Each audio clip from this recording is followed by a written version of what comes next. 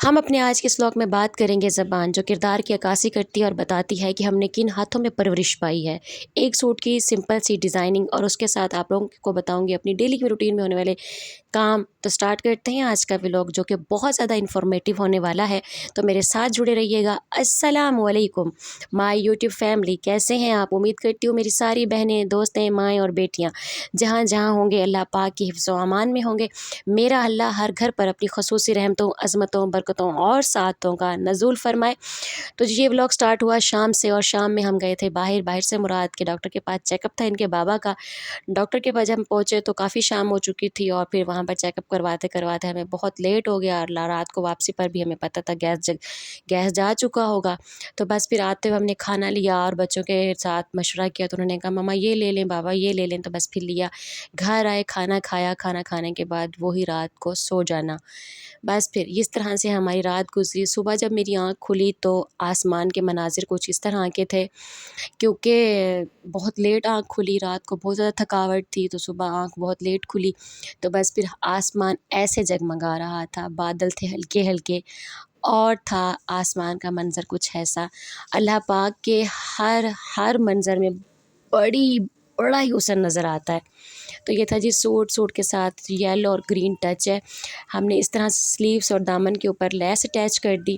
لیس attach ہم پلٹے کے ساتھ بھی کر سکتے ہیں، پائپنگ کے ساتھ بھی کر سکتے ہیں، کپڑے کے ساتھ بھی کر سکتے ہیں، آپ کی اپنی چوائس ہوتی ہے۔ اور چاقوں پر پائپنگ کر دی گئی تھی، اور اس طرح سے میں نے اس کے پانچے ریڈی کر لیے تھے، مشین سے سلائیاں لگائیں، پلیٹیں ڈالی، اور بچا ہوا جو بارڈر تھا وہ میں نے نیچے اٹیچ کر دیا۔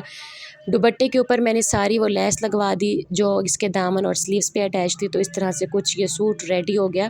یہاں پر لائٹ نہیں تھی تو اس کی نا شائن نہیں نظر آ رہی ہے، ورنہ یہ سوٹ بہت گڈ لک تیار ہوا تھا، بہت خوبصورت لگ رہا تھا۔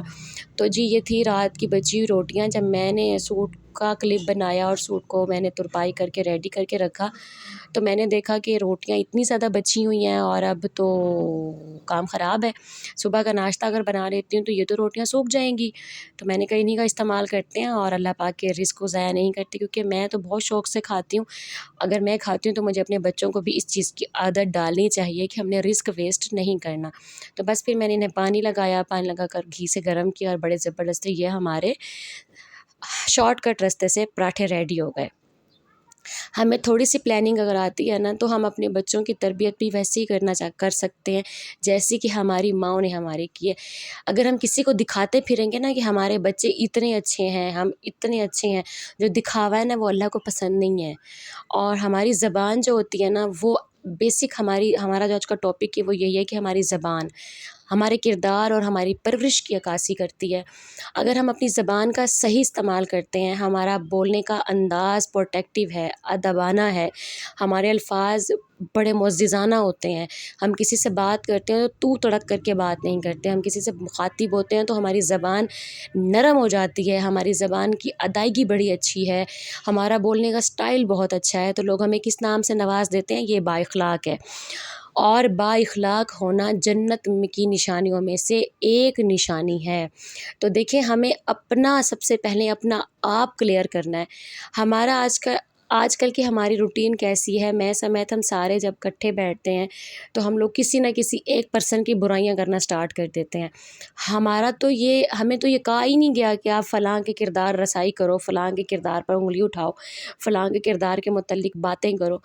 اللہ کے ذکر سے بڑھ کر کچھ بھی نہیں ہے۔ فری ٹائم جب ملتا ہے تو اپنے بچوں کو، اپنے گھر والوں کو ذکر اللہ کی درس دیا کریں، تاکہ وہ اللہ کے رسول کے اٹیچ ہو جائیں، قرآن آیات کے ترجمے پڑھا کریں، حدیثات پڑھا کریں، قرآن پاک کی صورتوں کے معجزات، کرشمات اور ان کے پڑھنے کی باقاعدگی انسان کو کہاں سے کہاں لے جاتی ہے، ایسی باتیں شیئر کریں، یا ہم کسی کی کردار کشی کرنے بیٹھ جائیں، فلاں ایسا ہے، فلاں ایسا ہے، فلاں ایسا ہے۔ اور کہتے ہیں کہ یہ جو عمل ہوتا ہے نا، یہ شیطان کرواتا ہے، اور پھر کروانے کے بعد شیطان اونچ جگہ پر جا کر ڈھنڈورا بھی پیٹ دیتا ہے کہ فلاں بندہ سن، تیرے ہم شریک، تیرے ہمراہی، تیرے متعلق کون سی باتیں کر رہے ہیں۔ تو ہماری ہماری زبان ہی بیسک ہمارا سب سے بڑا اثاثہ کل ہے۔ اس زبان کو ہم جتنا اچھا استعمال کرتے ہیں، جتنے اچھے طریقے سے اس زبان کا استعمال کرتے ہیں، ایک تو ہم اللہ کے بڑے قریب ہو جاتے ہیں، اور دوسرا ہمارے رشتے کبھی نہیں ٹوٹتے۔ میں نے جو زندگی کا تجربہ حاصل کیا نا، میں نے ایک ہی چیز سیکھی ہے کہ ہماری آنکھیں اگر کسی چیز کو پسند کر لیتی ہیں تو ہم اسے اتنا حسین کر کے آگے پیش کرتے ہیں کہ اس میں کوئی برائی نہیں ہے۔ اگر ہماری آنکھیں کسی چیز کو ریجیکٹ کر دیتی ہیں تو ہم اسے اتنا برا کر کے پیش کرتے ہیں کہ وہ جیسا برا کوئی نہیں ہے۔ دیکھیں، شکلیں اللہ پاک بناتا ہے، ہماری تو اوقات نہیں ہے کہ ہم ایک مکھی بھی بنا سکیں، تو ہم کیسے اللہ کی بنائی چیز میں نقص نکالتے ہیں۔ کسی کی آنکھیں چھوٹی کر دیتے ہیں، کسی کے ہونٹ موٹے کر دیتے ہیں، کسی کا رنگ کالا کر دیتے ہیں، کسی کی ناک موٹی کر دیتے ہیں، جبکہ یہ تو بنائی میرا اللہ رہا ہے۔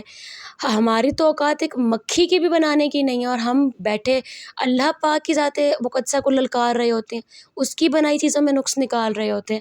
اگر ہمیں نہیں لبھا رہی نا، تو ہمارا مقصد کیا ہے کہ اس چیز سے کنارہ کشی کر لو، نہ کہ کردار کشی کرنے بیٹھ جاؤ۔ کسی کے قد پر اعتراض کرتے ہیں، کسی کے انداز پر اعتراض کرتے ہیں، کر کوئی رہا ہوتا ہے، بھر کوئی رہا ہوتا ہے۔ تو ہمیں نا سب سے پہلے اپنا آپ ٹھیک کرنا ہے۔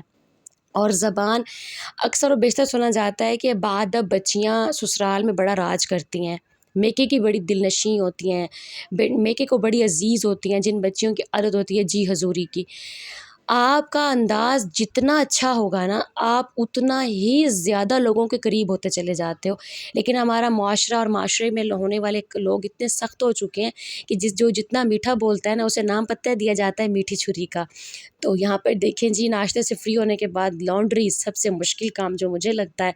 میں نے مشین لگا لی تھی، کپڑے دھو رہی تھی، اور کپڑا بھی بہت کٹھا ہو گیا تھا، اسے میرے لیے سمیٹنا بھی بڑا مشکل تھا۔ تو میں نے ہاف کر لیے تھے کہ ہاف آج اور ہاف میں کل کر لوں گی، کیونکہ پردے شردے سب کچھ ہی اتارے ہوئے تھے، تو میں نے کہا وہ پھر کل وائنڈ اپ ہو جائیں گے۔ کپڑوں سے فری ہوئی، نماز پڑھی، نماز پڑھنے کے بعد اللہ پاک کا شکر ادا کیا کہ اے میرے اللہ، تیرا شکر ہے کہ تو نے صحت کے ساتھ اپنے گھر، اپنے بچوں، اپنے خاوند کی فرما برداری کے ساتھ ساتھ مجھے ان کو آگے حسین کر کے دکھانے کا بھی موقع عطا فرماتا ہے کہ ان کے کپڑے، ان کے جوتے، ان کا بستر، ان کی چیزیں میں ریڈی کر کے رکھتی ہوں۔ تو نماز کے بعد دعا مانگی۔ آپ لوگوں کے لیے بھی میں خصوصی دعا کرتی ہوں کہ جو لوگ میرے ساتھ جڑے ہیں، میرا اللہ ان کی زندگی میں برکتیں نازل فرما، جنہیں میں نے دیکھا نہیں وہ پھر بھی مجھے دیکھتے ہیں، میرا اللہ ان لوگوں کو ڈھیروں ڈھیر خوشیاں عطا فرما۔ تو بس بھی منگوائے دہی بلے، بچوں کو کھلایا کھانا۔ آج کی روٹین یہیں پر ہوئی ختم۔ تو پلیز برائے مہربانی کوشش کیا کریں کہ اپنی زبان کا اچھا استعمال کریں، کہ آپ کی زبان سے کسی کی دل آزاری نہ ہو، آپ کی زبان سے کسی کا دل نہ ٹوٹے، آپ کی زبان کسی کا بھی دل ٹوٹنے کا ذریعہ نہ بنے۔ اپنے آپ کو اچھا کر لیں۔ زمانہ کیا کہتا ہے، زمانہ جانے اور پھر رب کا انصاف جانے۔ جس بندے نے اپنی عدالت ہی اللہ پاک کی بارگاہ میں رکھ دی ہو، تو اسے کیا زمانے کا ڈر۔ اپنی دعا میں یاد رکھیے گا۔ اللہ حافظ۔